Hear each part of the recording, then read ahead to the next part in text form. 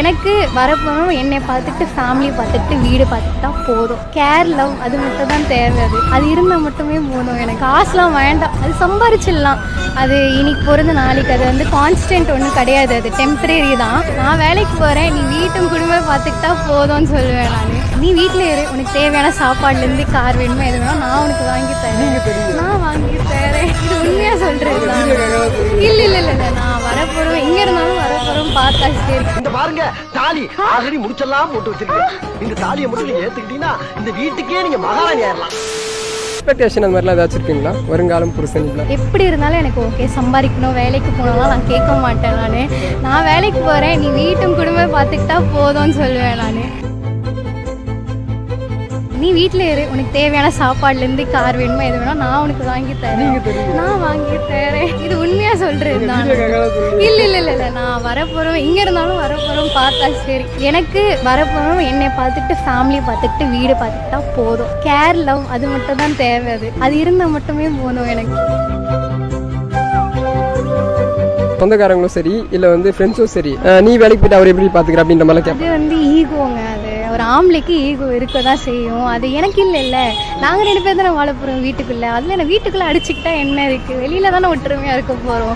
வரப்போகிறேன் இது சொல்லிடுறேன், வேலைக்கு போ, சம்பாரி, எனக்கு இது வாங்கி தரணும், நகை வாங்கி தரணும்னு கேட்க மாட்டேன் நான். என்னை பார்த்துட்டா ஒரு இந்த காலத்துலேருந்து லாயலாக ஒருத்தவங்க கிடைக்கிறது, ஒரு ஃபுல் ஹார்ட்டடாக வந்து நம்மளை அக்செப்ட் பண்ணிக்கிறது யாருமே கிடையாது இந்த உலகத்தில். அது இருந்தால் எனக்கு போதும். அந்த பையன் வந்துட்டா சரிங்களா, நீங்கள் வேலைக்கு போறீங்கன்றதுனால அவர் வந்து ஒரு வேலையை ட்ரை பண்ணுறாரு, அது ஃபியூச்சரில் கிடைக்குமா இல்லையான்னு தெரியல, கிடைக்கிறவரே தேடிட்டு இருக்கிறேன், அது வரையும் நீ என்னை பார்த்துக்கின்றாரு. எப்படி பார்த்துப்பீங்க அவரை?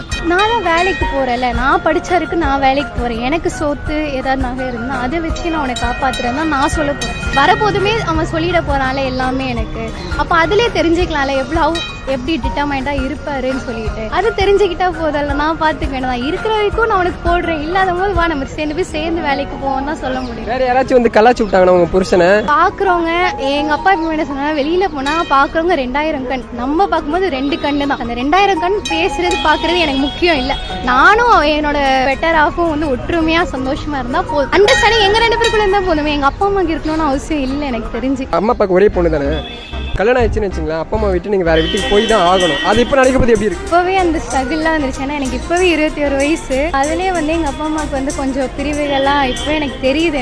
எனக்கு வரப்போகிறவங்க வந்து எப்படின்னா, நான் சொல்லிடுவேன், நான் அப்பா அம்மா அவங்க வீடு சரி இருந்தாலும் எங்கள் வீடு சொல்லலாம், நம்ம ஒரே ஃபேமிலியாக, பிகாஸ் எனக்கு ஜாயின்ட் ஃபேமிலி இருக்கணும்னு எனக்கு ரொம்ப ஆசை. ஸோ ஐ வாண்டட் டு அவனையும் கன்வின்ஸ் பண்ணி வரப்பண்ணி அவங்க அம்மா அப்பாவையும் எங்கள் அப்பா அம்மையும் சேர்த்து ஒரு வீட்டில் நம்ம ஃபேமிலியை வாழலாமே, விட்டு கொடுத்து வாழ்றது. பிகாஸ் எப்படியும் அவனுக்கும் அது கிடைச்சிருக்காது, இப்போ இருக்க ஜென்ரேஷனுக்கு, எனக்கும் கிடைச்சி